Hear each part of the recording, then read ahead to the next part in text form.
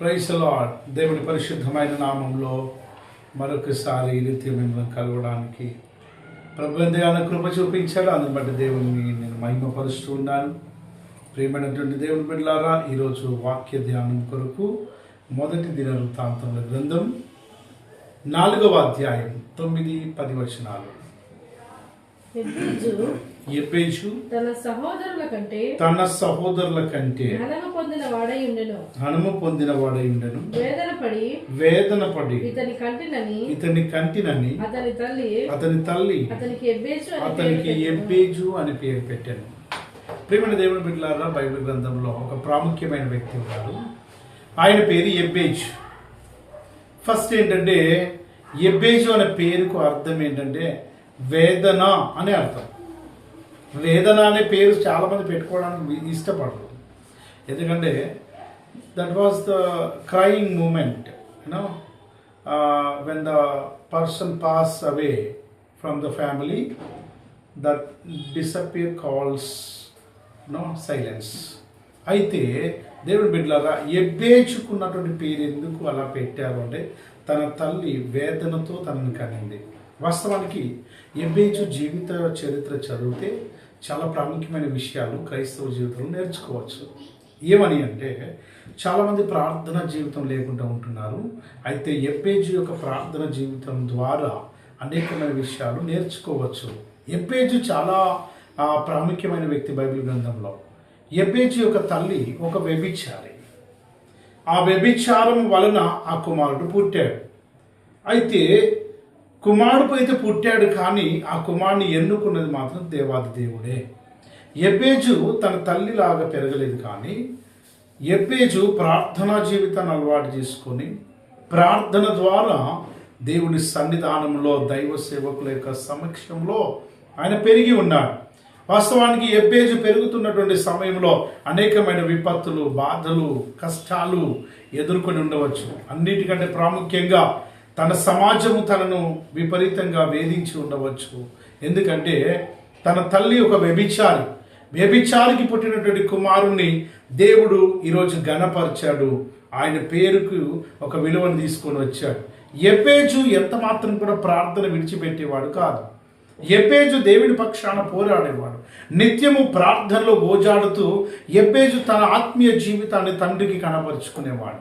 ఈరోజు నేను అడుగుతున్నాను, ఎవరైనా ప్రార్థన జీవితం అలవర్చుకోకపోతే, యవనస్తులారా, ఈరోజు మీతో నేను మాట్లాడుతున్నాను, ప్రార్థన జీవితం లేని ఆ బ్రతుకు వ్యర్థము అని నేను అంటున్నాను. ఎందుకు ఈ మాట చెబుతున్నానంటే, ప్రార్థన కలిగి ఉండండి. సాతానుగాడికి చోటు ఇవ్వకండి.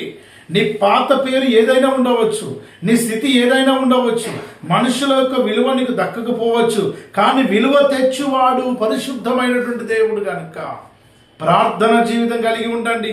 వ్యభిచారానికి దూరంగా ఉండండి, అబద్ధానికి దూరంగా ఉండండి, సత్యము తెలుసుకోవడానికి ప్రయాసపడండి. వాస్తవానికి నా తల్లి ఎందుకు వ్యభిచారం చేసింది, ఎందుకు నాకు ఈ పాత పేరు కలిగి ఉన్నాను, ఈ యొక్క వేదనకరమైన పేరు నాకు ఎందుకు పెట్టిందని ఎబ్బేజు ఏడవలేదు. కానీ ఎబ్బేజు అన్నాడు, ప్రభువా, ఈరోజు దుఃఖంతో నేను ఏడుస్తున్నాను. నాలాగా వ్యభిచారంలో పుట్టిన వారి జీవితాలను మీరు మార్చి నీ సన్నిధానంలోనికి నడిపించుకోదేవా అని ఎబ్బేజు ప్రార్థించాడు. తన సమాజం కొరకు ప్రార్థించాడు, యవనస్తుల కొరకు ప్రార్థించాడు. యవనస్తుడుగా ఎబ్బేజు ఉన్నప్పుడు, యవనస్తుడుగా ఆయన జీవితాన్ని కొనసాగిస్తున్నప్పుడు ఎబ్బేజు అధికముగా దేవుని పైన ఆధారపడ్డాడు. తన యొక్క ఆశలను చంపుకున్నాడు, తన కోరికలను చంపుకున్నాడు, తన శరీరాన్ని పరిశుద్ధంగా కాపాడుకున్నాడు. ఎబ్బేజు చరిత్రను చదివితే చాలా ప్రాముఖ్యమైనటువంటి విషయాలు మనం నేర్చుకోవడానికి ఉంటుంది. దేవుని బిడ్డలారా, ఎబ్బేజు యొక్క పేరు ఏ రీతిగా వచ్చిందట, మొదటి దినవృత్తాంతం 4వ అధ్యాయం 9-10 వచనంలో రాయబడి, ఎబ్బేజు తన సహోదరులందరికంటే ఘనము పొందినవాడై ఉండెను. వేదన పడి అతని కంటినని అతని తల్లి అతనికి ఎబ్బేజు అనే పేరు పెట్టాను. వాస్తవానికి ఘనత దేవుడు కలగజేశాడు, ఎబ్బేజు తల్లి కాదు.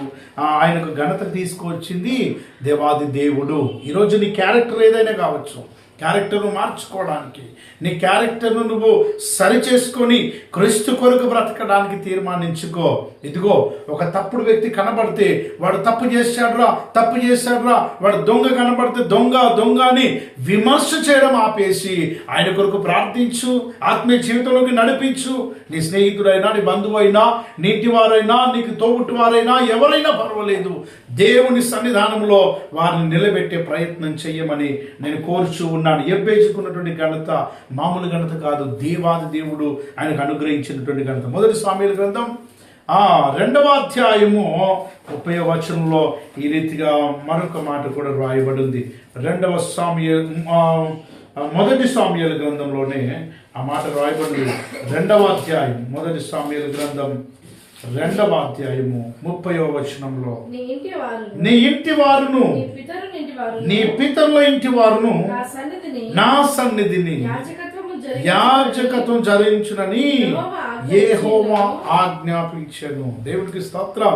అనగా ఎబ్బేజును కేవలం గణపరచలేదు దేవుడు, కానీ తన ఆత్మీయ జీవితాన్ని చూసి, తన ప్రవర్తనను చూసి, తన క్రియలను చూసి దేవాది దేవుడు తనని యాజకుడిగా మార్చుకోవడానికి ఇష్టపడ్డాడు. అంటే దాని అర్థం ఏంటి? ఆయన మామూలుగా ఆరాధనకు వచ్చి వినిపోయేవాడు కాదు, ఆయన నిలబడి బోధించేవాడిగా ఉండాలని దేవుడు కోరుకున్నాడు. ఆయన అనేక జనులకు ఒక సాక్షిగా, మాదిరికరంగా ఉండాలని ప్రభు అతని జీవితాన్ని ఆ రీతిగా మార్చుకున్నాడు. అది ఎబ్బేజుకున్నటువంటి విలువ. ఈరోజు నేను అంటున్నాను, ఎబ్బేజు లాంటి క్రియ, ఎబ్బేజు లాంటి ప్రార్థనా జీవితం, ఎబ్బేజు లాంటి అలవాట్లు, ఎబ్బేజు లాంటి ఒక మంచి లక్షణము ప్రతి యవనస్తురాలు కలిగి ఉండాలని ఇది నా యొక్క ప్రార్థన.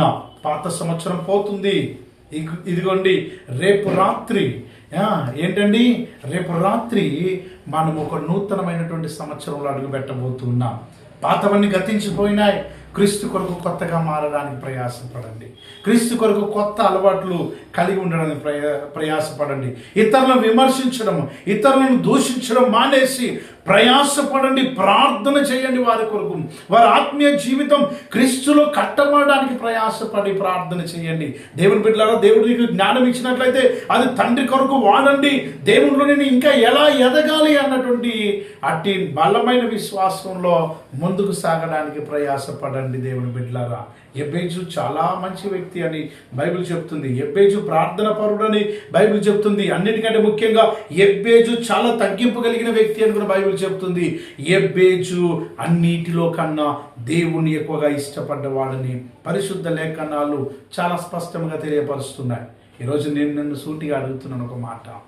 దేవుని నమ్ముకున్నావు, నీటి మూలకంగా బ్యాప్టిజం పొందినావు, తండ్రి కుమార పరిశుద్ధాత్మ నామములో బ్యాప్టిజం పొందినావు, పరిశుద్ధాత్మను కలిగి ఉన్నావా? ఒకవేళ కలిగి ఉన్నట్లయితే నీ జీవితం మారిందా? ప్రార్థన జీవితం నిజముగా నువ్వు కలిగి ఉన్నావా? క్రీస్తును వెంబడిస్తున్నావా? క్రీస్తు కొరకు నువ్వు ప్రయాసపడుతున్నావా? నిన్ను వలె నీ పొరుగు వారిని ప్రేమిస్తున్నావా? అనేకులను నువ్వు క్రీస్తు వైపుకు నడిపిస్తున్నావా? వారికి అంధకారంలోనే ఉన్నారు.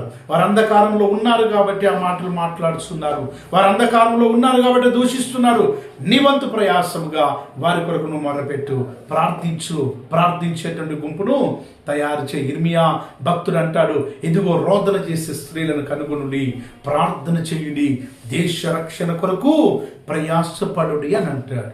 ప్రియులారా, ఈరోజు నేను అడుగుతున్నాను, ఈ మాటల ద్వారా నీవు క్రీస్తులోనికి నూతనమైన వ్యక్తిగా అడుగు పెట్టాలని, నూతన సంవత్సరంలో నీ క్రియలు, లక్షణాలు మార్చబడి యేసు కొరకు నువ్వు బ్రతకాలని ప్రభుపేట తెలియపరుస్తున్నాను. దేవుడు ఈ మాటల ద్వారా మిమ్మల్ని, మీ కుటుంబాలను దీవించును గాక. Praise God.